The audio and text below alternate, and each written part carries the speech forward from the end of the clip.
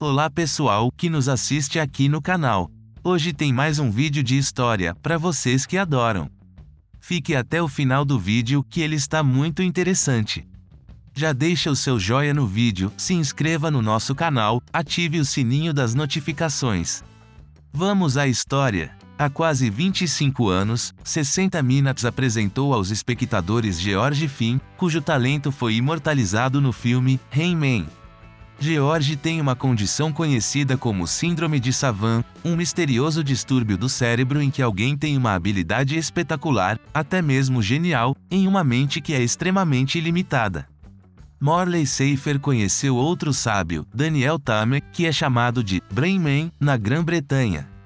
Mas, ao contrário da maioria dos sábios, ele não tem deficiência mental óbvia e, mais importante para os cientistas, ele pode descrever seu próprio processo de pensamento. Ele pode muito bem ser uma pedra de roseta científica, uma chave para entender o cérebro. Em 1983, George Finn, abençoado ou obcecado com o cálculo do calendário, poderia lhe dar o dia se você lhe desse a data. Que dia da semana foi 13 de agosto de 1911? Safer questionou Finn. Um domingo, respondeu Finn. Que dia da semana foi 20 de maio de 1921? Mais seguro perguntou. Sexta-feira, Finn respondeu. George Finn é um sábio. Em tempos mais politicamente incorretos, ele teria sido chamado de idiota sábio, uma pessoa com deficiência mental ou autista cujo cérebro de alguma forma possui uma ilha de brilhantismo. Perguntado se ele sabia como fazer isso, Finn disse a Safer: "Eu não sei, mas é apenas isso, é fantástico que eu possa fazer isso." Se tudo isso parece familiar, há uma razão. 5 anos após a transmissão dos 60 Minutes, Dustin Hoffman imortaliza os sábios como George no filme Rain Man. O que nos leva ao outro sábio que mencionamos, Daniel Tame. Ele é um inglês, que é um mago de matemática e memória de 27 anos. Nasci em 8 de novembro de 1931, comenta Safer.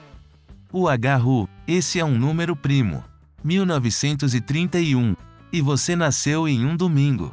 E este ano, seu aniversário será em uma quarta-feira. E você fará 75, diz Tame a Safer.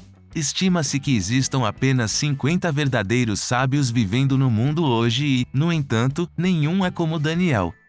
Ele é articulado, autossuficiente, abençoado com toda a habilidade espetacular de um sábio, mas com muito pouco da deficiência. Tome sua habilidade matemática, por exemplo. Solicitado a multiplicar 31 por 31 por 31 por 31, Tame rapidamente, e com precisão, respondeu com 923.521. E não é só calcular. Seu dom de memória é impressionante. Mostre-lhe brevemente uma longa sequência numérica e ele a recitará de volta para você. E ele pode fazê-lo ao contrário, para arrancar. Esse feito é apenas um aquecimento para Daniel Tame.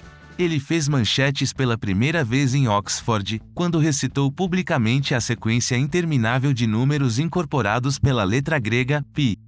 Π, os números que usamos para calcular as dimensões de um círculo, geralmente são arredondados para 3,14. Mas seus números na verdade vão até o infinito. Daniel estudou a sequência 1000 números por página. E eu me sentava e os devorava. E eu absorvia centenas e centenas de cada vez, diz ele a Safer. Ele levou várias semanas para se preparar e então Daniel foi para Oxford, onde com os trituradores de números verificando cada dígito, ele abriu as comportas de sua memória extraordinária. Tame diz que conseguiu recitar, na ordem correta, 22.514 números. Ele levou mais de 5 horas e ele fez isso sem um único erro. Os cientistas dizem que um feito de memória como esse é realmente extraordinário. Dr. V.S. Ramachandran e sua equipe do Centro de Estudos do Cérebro da Califórnia testaram Daniel extensivamente após sua conquista de π. O que ele fez dele? Fiquei surpreso com o quão articulado e inteligente ele era, e foi capaz de interagir socialmente e introspectivo em suas próprias habilidades, diz o Dr. Ramachandran. E embora essa introspecção seja extremamente rara entre os sábios, a capacidade de Daniel de descrever como sua mente funciona pode ser inestimável para os cientistas que estudam o cérebro, nosso órgão menos compreendido. Mesmo como você e eu fazemos 17 menos 9 é um grande mistério. Você sabe como esses pequenos pedaços de geleia em seu cérebro estão fazendo esse cálculo? Não sabemos disso, explica o Dr. Ramachandran. Pode parecer desafiar a lógica, mas Ramachandran acredita que o gênio de um sábio pode realmente resultar de uma lesão cerebral. Uma possibilidade é que muitas outras partes do cérebro estejam funcionando de forma anormal ou subnormal. E isso permite que o paciente aloque todos os seus recursos de atenção para a parte restante, explica. E há muitas evidências clínicas para isso. Alguns pacientes têm um derrame e, de repente, suas habilidades artísticas melhoram. Essa teoria se encaixa bem com Daniel. Aos 4 anos, ele sofreu um ataque epilético maciço. Ele acredita que a convulsão contribuiu para sua condição. Os números não eram mais simplesmente números e ele desenvolveu um raro cruzamento de sentidos conhecido como sinestesia. Eu vejo números na minha cabeça como cores, formas e texturas. Então, quando vejo uma longa sequência, a sequência forma paisagens em minha mente, explica Tame. Cada número até 10.000, posso visualizar dessa maneira, tem sua própria cor, sua própria forma, sua própria textura. Por exemplo, quando Daniel diz que vê pi, ele faz esses cálculos instantâneos, ele não está calculando, mas diz que a resposta simplesmente aparece para ele como uma paisagem de formas coloridas. As formas não são estáticas.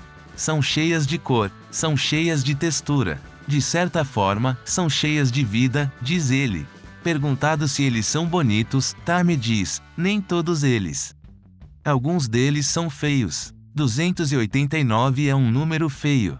Eu não gosto muito. Enquanto 333, por exemplo, é bonito para mim.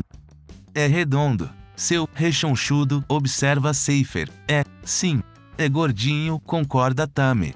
No entanto, mesmo com o desenvolvimento dessas habilidades extraordinárias quando criança, ninguém percebeu que Daniel era um prodígio, incluindo sua mãe, Jennifer.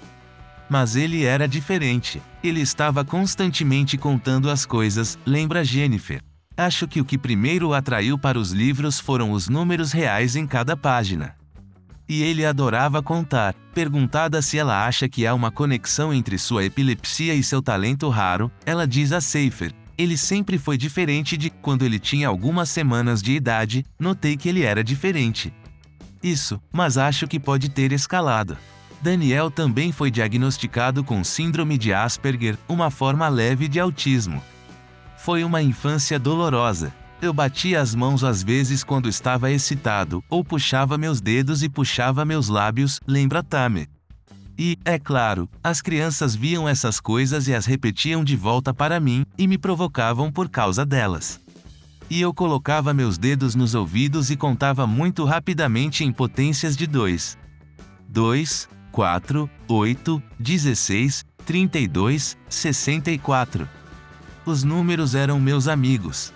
E eles nunca mudavam. Então, eles eram confiáveis. Eu podia confiar neles, diz ele. E, no entanto, Daniel não se retirou totalmente para aquela misteriosa prisão do autismo, como fazem muitos sábios. Ele acredita que sua grande família pode tê-lo forçado a se adaptar. Como meus pais, tendo 9 filhos, tinham muito o que fazer, muito para lidar, percebi que tinha que fazer por mim mesmo, diz ele. Ele agora administra seu próprio negócio educacional online. Ele e seu parceiro Neil tentam manter um perfil discreto, apesar de sua fama crescente. No entanto, os limites de seu autismo estão sempre lá. Às vezes, acho difícil andar na rua se houver muitas pessoas ao meu redor. Se houver muito barulho, coloco meus dedos nos ouvidos para bloqueá-lo, diz ele. Essa ansiedade o mantém perto de casa. Ele não pode dirigir, raramente vai às compras e acha a praia um lugar difícil por causa de sua compulsão de contar os grãos de areia. E se manifesta de outras maneiras, como fazer uma medição muito precisa de seu cereal todas as manhãs, deve ser exatamente 45 gramas de mingau, nem mais, nem menos. Daniel foi recentemente retratado em um documentário britânico chamado Bremen. Os produtores colocaram um desafio que ele não poderia deixar passar: aprender uma língua estrangeira em uma semana, e não qualquer língua estrangeira, mas islandês, considerado um dos idiomas mais difíceis de aprender. Na Islândia, ele estudou e praticou com um tutor. Quando chegou a hora da verdade e ele apareceu na TV ao vivo com um apresentador, o apresentador disse: "Fiquei surpreso. Ele estava respondendo às nossas perguntas. Ele as entendia muito bem e achei sua gramática muito boa. Estamos muito orgulhosos da nossa língua e que alguém é capaz de falar depois de apenas uma semana, isso é ótimo." Você acha que Daniel, de certa forma, representa um caminho real para entender melhor o cérebro? Seifer pergunta ao Dr. Ramachandran: "Acho que se poderia dizer que uma e outra vez na ciência, algo que parece uma curiosidade inicialmente muitas vezes leva a uma direção completamente nova de pesquisa", responde Ramachandran. "Às vezes, eles fornecem a chave de ouro. Nem sempre acontece. Às vezes é apenas conversa fiada. Mas isso pode ser verdade com os sábios." Daniel continua a ser voluntário para cientistas que querem entender seu cérebro incrível. Mas ele está relutante em se tornar o que chama de uma foca performática e recusou a maioria das ofertas para lucrar com suas habilidades notáveis. "As pessoas o tempo todo me pedem para escolher números para a loteria. Ou para inventar uma máquina do tempo. Ou para fazer alguma grande descoberta", explica. "Mas minhas habilidades não são aquelas que significam que posso fazer tudo." Mas ele escreveu um livro sobre suas experiências, intitulado Born on a Blue Day. Ele também faz discursos motivacionais para pais de crianças autistas, mais um presente de seu cérebro notável. Mas no final do dia, gênio ou não, esse cérebro funciona um pouco diferente. Uma hora depois de partirmos hoje, e eu não vou me lembrar de como você é, e eu vou achar difícil reconhecê-lo se eu te ver de novo. Eu vou lembrar do seu lenço.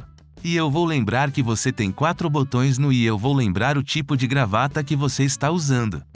São os detalhes que eu lembro, diz Tamea Seifer. E são os detalhes que nos tornam tão diferentes. Um homem pode ver os números como uma necessidade tediosa da vida moderna, outro os vê como a essência da vida. Pi é uma das coisas mais bonitas do mundo e se eu puder compartilhar essa alegria em números, se eu puder compartilhar isso em pequena medida com o mundo através da minha escrita e da minha fala, então sinto que terei feito algo útil, diz ele. Produzido por Deirdre Naffin. Esse foi o vídeo de hoje, galera. Obrigado por assistir até aqui.